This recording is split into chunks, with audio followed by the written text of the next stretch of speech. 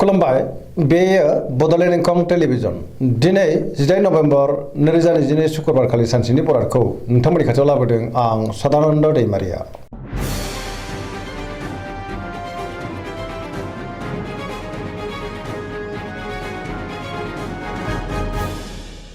सिगां फरायनो लादों मेष राशि गिबि हांखो अ ल दिनैनि साना जोबोर मोजां बहाबा दावबायनो एबा हान्थिनो खाबु मोननोबो हागौ। मावनो लानाय खामानिखौ थि समावनो आरो गोरलैयैनो मावफुंनोबो हागोन। गोसोखौ दिनै जोबोर गोजोननाय मोनगोन। देहाया मोजाङै थागोन अब्लाबो नाथाय जानाय लोंनायाव सांग्रां जानांगोन। सोरबा लोगोनिफ्राय मोजां खौरां फैनोबो हागौ। रांखावरियाव दिनै जोबोर मोजां गोबां धोन आरजिनोबो हागोन। बेफार फालांगियावबो जोबोर मोजां आयाबो बांनो हागौ। गुबुननि थाखाय गोबां मोजां खामानि मावनानै होनोबो हागोन। न'खराव दिनै अननानै फैगोन। बिमा बिफानिफ्राय अननाय आरो बोरखौ मोननो हागौ। गोसोनि बोलोआ बांगोन। समाजाव बयजोंबो मान होजागोन। सेंग्रा सिख्लाफ्रा जोबोर रमान्टिक जागोन आरो गावबा गावनि गोसोनि साननायखौ फोरमायलायनोबो हागोन। फरायसाफ्रा दिनै फरायनायाव गोसो दुंखांगोन। पजिटिभ एनार्जिनि गोहोमबो गोग्लैनो हागौ। धोरोमारि बिथिङावबो दिनै गोसो दुंखांगोन। वृष राशि गिबि हांखो इ उ ब दिनैनि साना जोबोर मोजां गोसोखौ दिनै जोबोर गोजोननाय मोनगोन। गोसोनि बोलोआ बांगोन। गावनि गोसोनि साननायखौ दिनै गुबुननो फोरमायनोबो हागोन। समाजाव लोगो लेवा बांगोन। रांखावरियाव दिनै जोबोर मोजां गोबां धोन आरजिनोबो हागोन। बेफार फालांगियावबो जोबोर मोजां होनजायो। न'खराव अननानै फैगोन। बिदा फंबायनिफ्राय थोजासे हेफाजाब मोननो हागौ। बिसि फिसायनि गेजेराव मोजां सोमोन्दो थागोन। देहायाबो दिनै मोजाङैनो थागोन। गुबुननिफ्राय थोजासे हेफाजाब मोननो हागौ। मावनो लानाय खामानिखौ थि समावनो आरो गोरलैयैनो मावफुंनोबो हागोन। सिगांनि बबेबा आद्रा खामानिखौबो दिनै मावफुंनो हागोन। गोसोनि साननायफ्रा जाफुंनो हागौ। पजिटिभ एनार्जिनि गोहोमबो गोग्लैगोन।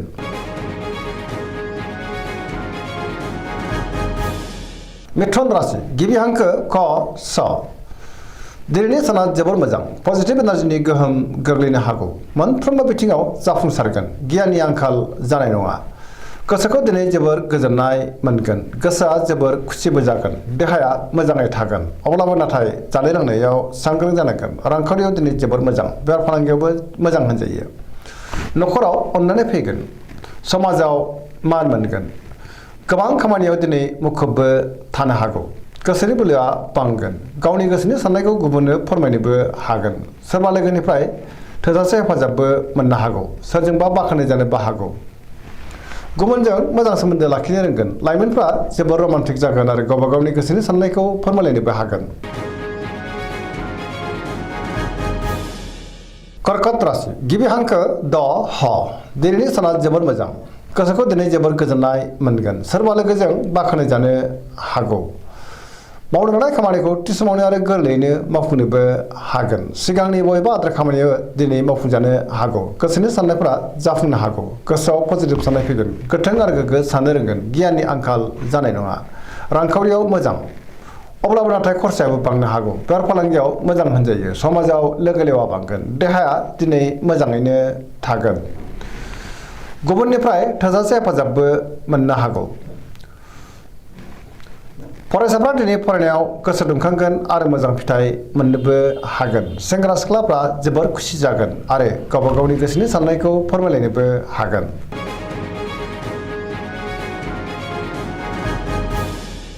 सिंह राशि गिबि हांखो म ट दिनैनि साना जोबोर मोजां गोसोआव पजिटिभ साननाय फैगोन। मावनो लानाय खामानिखौ थि समावनो आरो गोरलैयैनो मावफुंनोबो हागोन। सोरबा लोगोनिफ्राय थोजासे हेफाजाबबो मोननो हागौ। समाजाव लोगो लेवा बांगोन। बहाबा दावबायनो एबा हान्थिनो खाबु मोनगोन। रांखावरियाव दिनै जोबोर मोजां अब्लाबो नाथाय खरसायाबो बांनो हागौ। बेफार फालांगियाव मोजां होनजायो। गोसोनि साननायखौ गुबुननो फोरमायनोबो हागोन। सोरबा लोगोनिफ्राय मोजां खौरां फैनोबो हागौ। न'खराव अननानै फैगोन। समाजावबो दिनै मान मोनगोन। गुबुननि गोसोखौ गोरलैयैनो बोनो हागोन। देहाया मोजाङैनो थागोन। मावनो लानाय खामानिखौ थि समावनो आरो गोरलैयैनो मावफुंनो हागोन। सिगांनि बबेबा आद्रा खामानिखौबो दिनै मावफुंनो हागोन। गोसोआ दिनै जोबोर खुसि जागोन। कन्या राशि गिबि हांखो प ट दिनैनि साना जोबोर मोजां गोसोआव पजिटिभ साननाय फैगोन गोथों आरो गोग्गो साननो रोंगोन गियाननि आंखाल जानाय नङा मोनफ्रोमबो खामानिखौनो दिनै गोरलैयैनो मावफुंलांनो हागोन रांखावरियाव मोजां अब्लाबो नाथाय खरसायाबो बांनो हागौ बेफार फालांगियाव मोजां होनजायो देहाया मोजाङैनो थागोन गोबां मुंदांखा सुबुंजों दिनै लोगो मोनज्लायनो हागौ न'खराव अननानै फैगोन सोरजोंबा बाख्नाय जानो हागौ गोसोखौ दिनै जोबोर गोजोननाय मोनगोन पजिटिभ एनार्जिनि गोहोम गोग्लैनो हागौ सेंग्रा सिख्लाफ्रा जोबोर रमान्टिक जागोन आरो गावबा गावनि गोसोनि साननायखौ फोरमायलायनोबो हागोन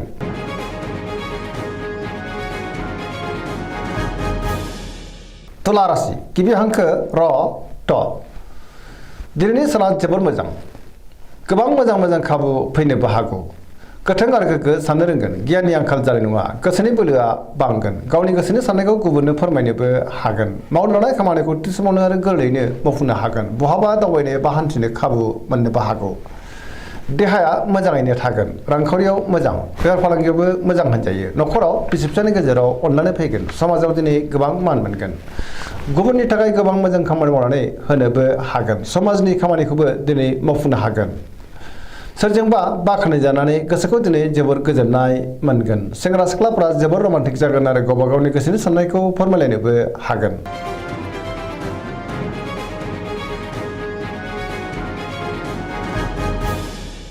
वृश्चिक राशि गिबि हांखो न स दिनैनि साना जोबोर मोजां पजिटिभ एनार्जिनि गोहोम गोग्लैनो हागौ समाजाव लोगो लेवा बांगोन सोरबा गोजाम लोगोजों बहाबा लोगो मोनज्लायनोबो हागौ गोसोआव गोग्गो आरो गोथों साननाय फैगोन मावनो लानाय खामानिखौ थि समावनो आरो गोरलैयैनो मावफुंनोबो हागोन गुबुननिफ्राय थोजासे हेफाजाब मोनगोन गोसोनि साननायफ्रा जाफुंगोन गोसोनि बोलोआबो बांगोन गुबुननि थाखाय गोबां मोजां खामानि मावनानै होनोबो हागोन न'खरावबो दिनै अननानै फैगोन रांखावरियाव मोजां अब्लाबो नाथाय खरसायाबो बांनो हागौ बेफार फालांगियाव मोजां होनजायो सोरबा लोगोनिफ्राय मोजां खौरां फैनोबो हागौ देहाया दिनै मोजाङैनो थागोन गुबुननिफ्राय थोजासे हेफाजाबबो मोनगोन फरायसाफ्रा दिनै फरायनायाव गोसो दुंखांगोन आरो मोजां फिथाइ मोनगोन लाइमोनफ्रा जोबोर रमान्टिक जागोन आरो गावबा गावनि गोसोनि साननायखौ फोरमायलायनोबो हागोन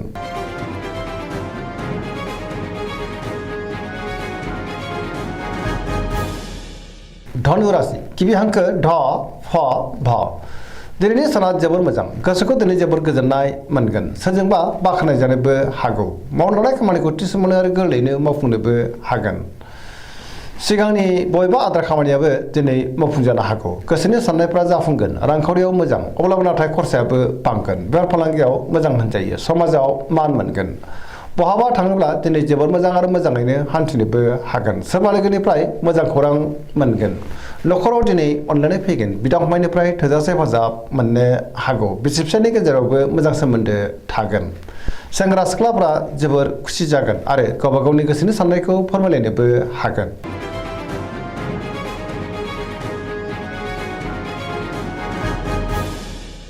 मकर राशि गिबि हांखो ख ज दिनैनि साना जोबोर मोजां गोसोनि साननाया जाफुंगोन मावनो लानाय खामानिखौ थि समावनो आरो गोरलैयैनो मावफुंनोबो हागोन रांखावरियाव जोबोर मोजां अब्लाबो नाथाय खरसायाबो बांनो हागौ बेफार फालांगियाव जोबोर मोजां होनजायो गुबुनजों मोजां सोमोन्दो लाखिनो रोंगोन गोबां खामानियाव दिनै मुखुबबो थानो हागौ सोरजोंबा बाख्नाय जानोबो हागौ मोनफ्रोमबो खामानिखौ दिनै गोरलैयैनो मावफुंनो हागोन गोदान खामानियाव दिनै आखाइ होजेननोबो हागोन न'खराव बिदा फंबायनि गेजेराव मोजां सोमोन्दो थागोन आरो बिसोरनि हेफाजाबखौ मोननो हागोन सेंग्रा सिख्लाफ्रा जोबोर खुसि जागोन आरो गावबा गावनि गोसोनि साननायखौ फोरमायलायनोबो हागोन पजिटिभ एनार्जिनि गोहोमबो गोग्लैनो हागौ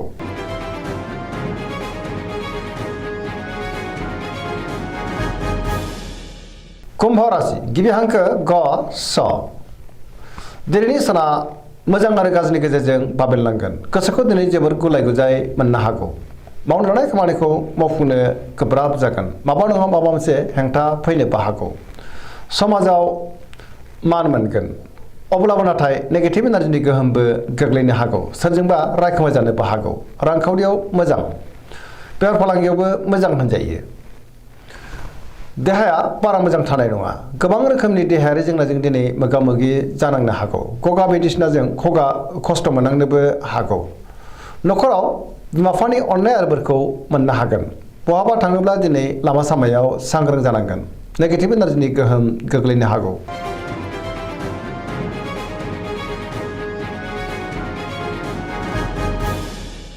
मीन राशि गिबि हांखो ड स दिनैनि साना जोबोर मोजां गुबुननि थाखाय गोबां मोजां खामानि मावनानै होनोबो हागोन गोसोआव पजिटिभ साननाय फैगोन गोथों आरो गोग्गो साननो रोंगोन गियाननि आंखाल जानाय नङा गावनि गोसोनि साननायखौ दिनै गुबुननो फोरमायनोबो हागोन देहाया मोजाङै थागोन रांखावरियाव मोजां बेफार फालांगियावबो मोजां होनजायो न'खराव दिनै अननानै फैगोन सोरजोंबा बाख्नाय जानो हागौ लाइमोनफोरनि गोसोआ दिनै जोबोर रमान्टिक जागोन आरो गावबा गावनि गोसोनि साननायखौ फोरमायलायनो हागोन बहाबा थाङोब्ला दिनै जोबोर मोजां आरो मोजाङैनो हान्थिनोबो हागोन फरायसाफ्रा दिनै फरायनायाव गोसो दुंखांगोन आरो मोजां फिथाइ मोनगोन सरासनस्रायै दिनै साना जोबोर मोजां आरो मोजाङैनो बारग'लांगोन दिनैनि राशि फरायनाया एसेनोसै जोबनायाव बेखौनो खावलायो जाहाथे नोंथांमोना सानफ्रामबो जोंनि बे बड'लेण्ड इंखं टेलिभिजनखौ नायबाय थायो आरो साबस्क्राइब खालामो लोगोसे लाइक खालामो आरो शेयार खालामो एसेनोसै गोजोन्थों